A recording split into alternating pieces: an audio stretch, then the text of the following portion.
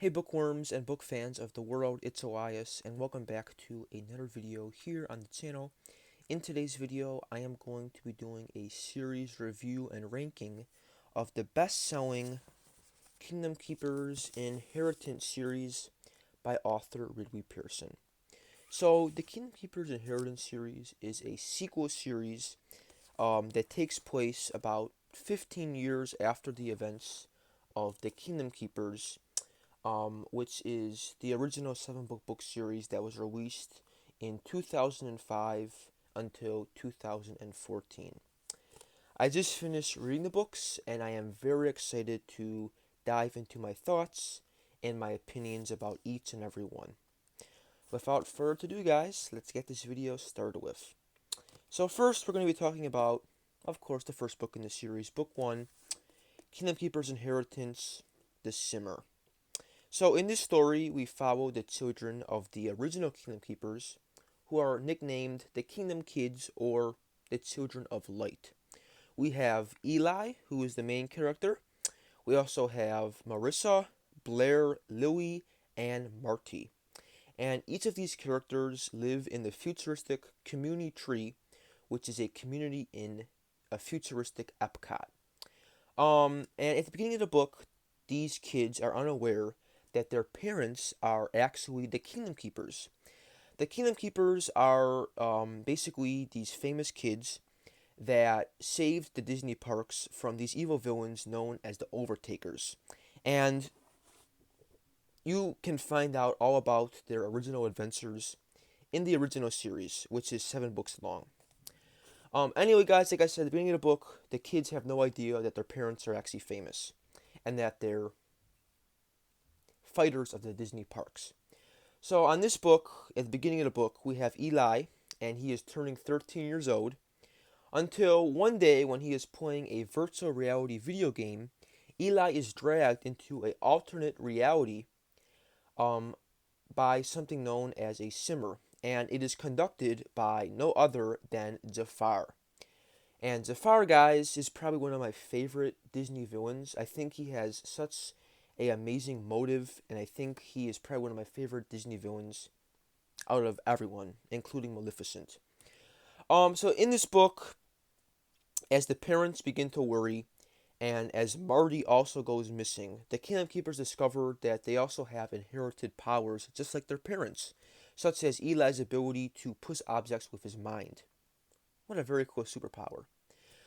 They also learn that um, many Disney villains have begun to cross over into the real world, and that they are planning to cause havoc and destruction just like 15 to 20 years ago that the original Kingdom Keepers had to defeat.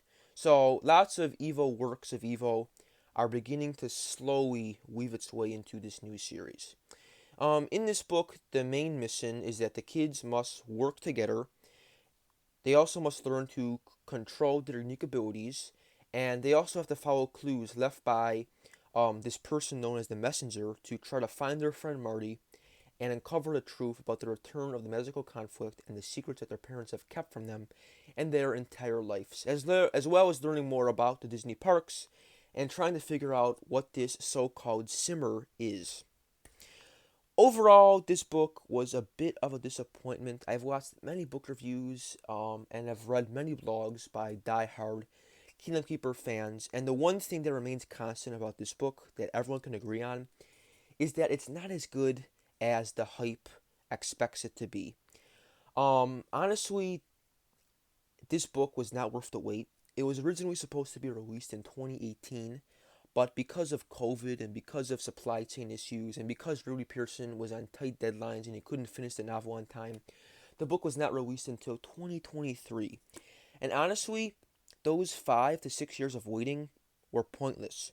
Because when I read the book, I began to understand that Rudy Pearson did not have his same writing ability as he did 15 to 10 years ago when he wrote the original series. I feel like the characters were very hard, to relate to. I mean, Eli, Marissa, Blair, they were fine, but they just didn't really resonate to me as, Finn did, or, you know, as the other characters did in the original series. But overall, I think it was a pretty solid introduction to this universe. I think, it was a little bit slow in the beginning, but once, the tracks started moving and once the suspense started kicking in, I really started to enjoy it. On a scale of 1 to 10, I'm giving this book about a 7. So, pretty decent. Alright, guys, let's move on to book 2, which is titled Villain's Realm. This is by far probably one of my favorite covers from the entire series. I love all of the detail, like Ursula and the Kingdom Kids, and as well as Disney World and Epcot. It's a very magical and eye-striking cover. So basically, in this book, the Kingdom Kids continue their mission, which now takes them beyond the familiar grounds of Epcot and into other Disney locations and realities, including Disneyland and Disneyland Paris. The main villain driving the conflict is revealed to be Ursula from The Little Mermaid. She has figured out a way to create a powerful magical ink that will allow the Disney villains, the Overtakers, to freely and permanently pass between their realm and the real world, empowering them for a final takeover.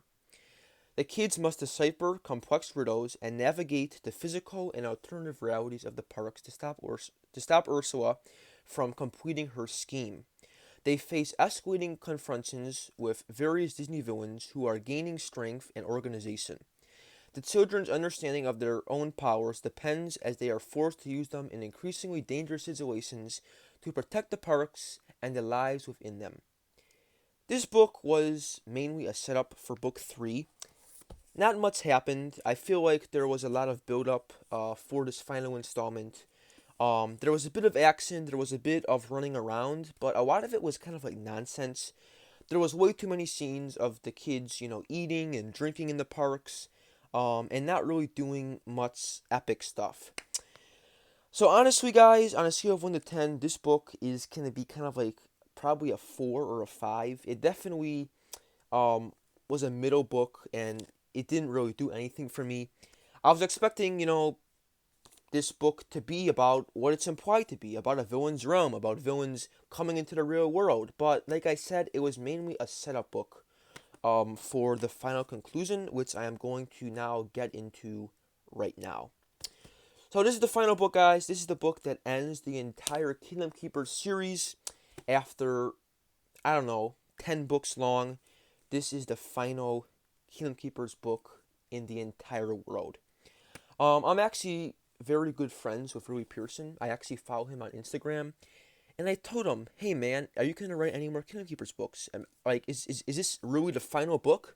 And he told me that as of right now, this is the final book in the entire series. There's gonna be no more. There's gonna be no spin-offs. This is literally the last book that ends 20 years after Kingdom Keepers. So, yeah, let's talk more about this book, guys, because I have lots on my mind about the final installment. So, in this book, which is titled The Final Draw, Ursula's plan is near completion. She has figured out how to animate every single villain in every single Disney attraction, beckoning the kids to her side to form the largest, most evil army of all time. As Ursula's army grows, the parks and their stories begin to fade and warp.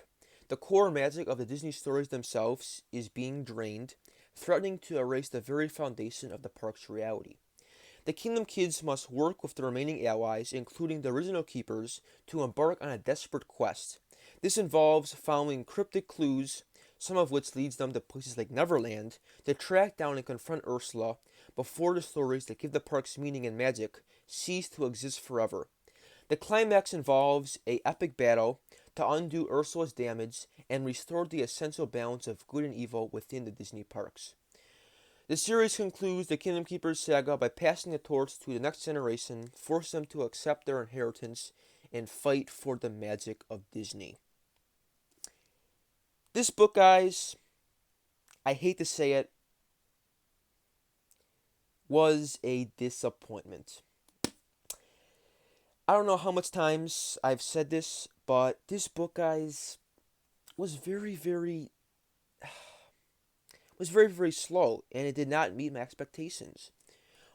I had many high hopes for this book. I had many high hopes. I thought that the epic battle at the end was going to be amazing. I thought that, we were going to get some cameos from the original series.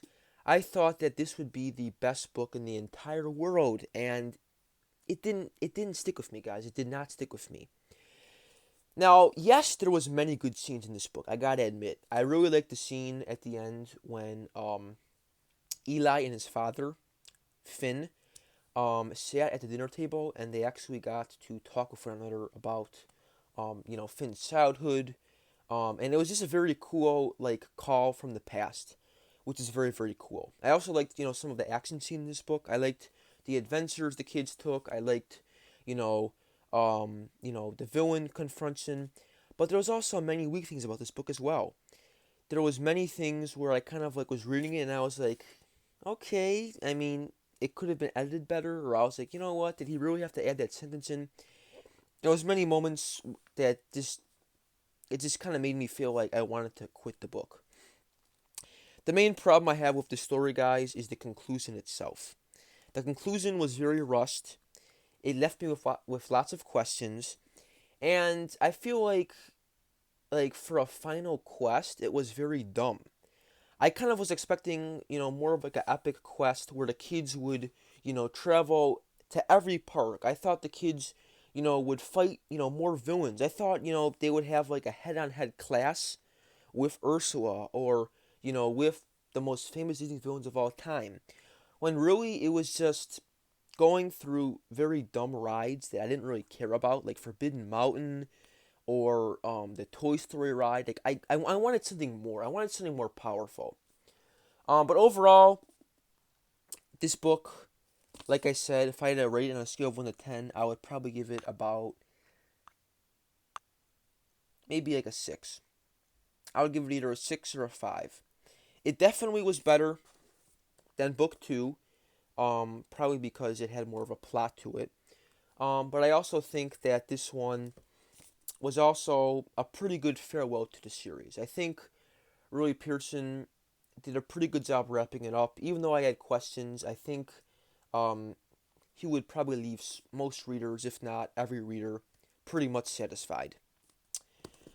And now, guys, for the final ranking of the series, I'm going to rank all of these from worst to best. If you've been watching closely, you probably know what the list is, but I'm going to give it to you guys anyway, for those of you that weren't paying attention. So, coming at number 3, we have Villain's Realm, least favorite. Coming in at number 2, The Final Draw. And coming in at number 1, The Simmer. But yeah, guys, that is my series review and in-depth talk about the Kingdom Keepers Inheritance series. I would really recommend you guys check out both of these series, the original and the sequels, because they are such a blast. Honestly, if you guys are wondering and pondering over if you should buy these books, I mean, they are pretty expensive. Each one is about $15 in hardcover. I would say no. I think that if, you are hoping for something as good as the original, if you're hoping for something amazing, then I would probably stay away from these books.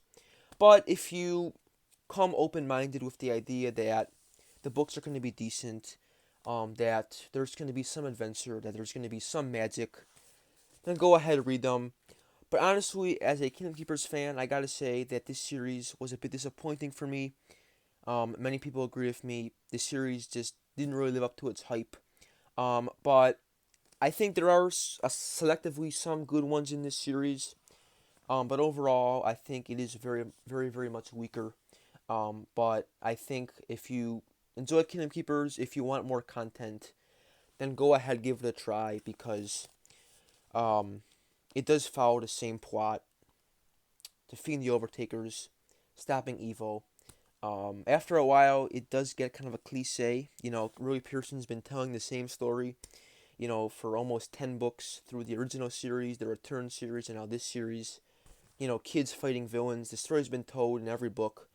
But if you like the series that much, if you're a true diehard fan, if you want to read more about Ursula and the Overtaker's evil schemes, and you want to, find out about the kids that are kind of boring, but I guess also pretty cool, then give it a shot, guys. You guys can get these books on Amazon. You can get them on Barnes and Nobles, on eBay. Um, it's also a pretty good collection for the series as well. But anyway, guys, thanks for watching, and I will see you on another video. I'm sorry I have not been posting a lot lately. I've just been very busy reading. I've been busy writing. I've been busy with homework. I'll try to post some more videos as well as my brother. But with that said, thanks for watching. Thanks for supporting this channel. It really means a lot.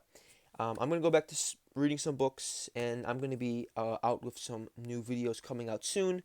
I'm going to be reading Eragon. I'm going to be doing some reviews on the Stormlight Archive series. So lots of things to expect for the new year and for the future. Anyway, guys, thanks for watching. If you are a Kingdom Keepers fan, comment down below what is your favorite Kingdom Keepers novel, and if you will be giving this series a try. Thanks for watching, and I'll see you on another video. Peace out.